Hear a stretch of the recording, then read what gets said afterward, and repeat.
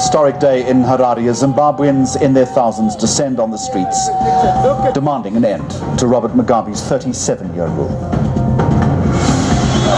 Here in South Africa, Zimbabweans are marching on the Zimbabwean embassy in Pretoria and also the consulate in Cape Town.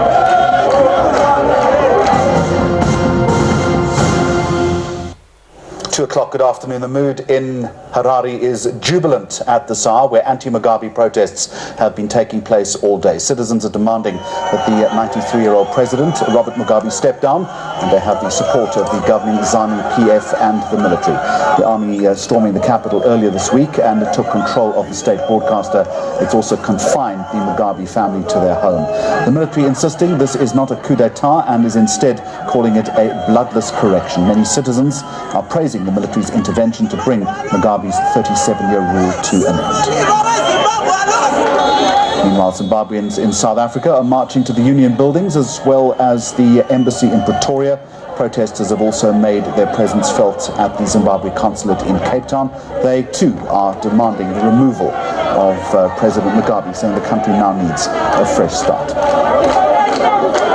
Well, let's continue our roundtable conversation. eNCA Africa editor Mike Saluma is with us. Albert Gombo from the Alliance for the People's Agenda and political analyst Dr. David Monyai will join us a little later. Also, Tinomudaishe Chinyoka, a Zimbabwean human rights lawyer. Gentlemen, again, thank you very much to all three of you for joining us. I want to talk to the Zimbabweans, if we can, first of all. Maybe let's put a human face on all of this. Let's get to the analysis in just a moment of what has been happening, why it's happened, and where this is likely to end. Tina, as a Zimbabwean, someone who is watching this unfold, someone who has witnessed 37 years of the Mugabe government, how are you feeling today? Joy. This morning, because we had an inkling that something like this was going to happen, but not at this magnitude. I certainly didn't know about protests in this country, in Australia, and all over. But a lot of joy because of what it represents, the chance to start again. We experienced this kind of joy, I was saying earlier, in 1980 when ZANU-PF was voted in. I was just starting school then, and I remember being this hopeful, and this is the same.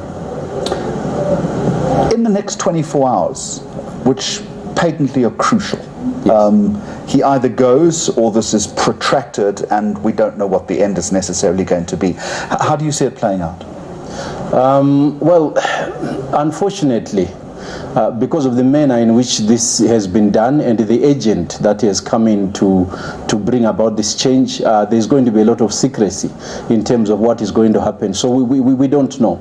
We can speculate that I'm sure he ought to realize that if his own backers, the military, are saying to him, you need to go, if his ZANU-PF is falling down like dominoes, province after province, saying you need to go, that he ought to see that the writing is not just on the wall, but his bags are packed. He needs to go. I think what ought to happen now is a negotiation of what happens to him. Clearly, the longer he stays, the more likely it is that whatever outcome happens is not going to be something that he can have an input into. And one would hope that in all these years, he ought to be wise enough to see that. How do you feel?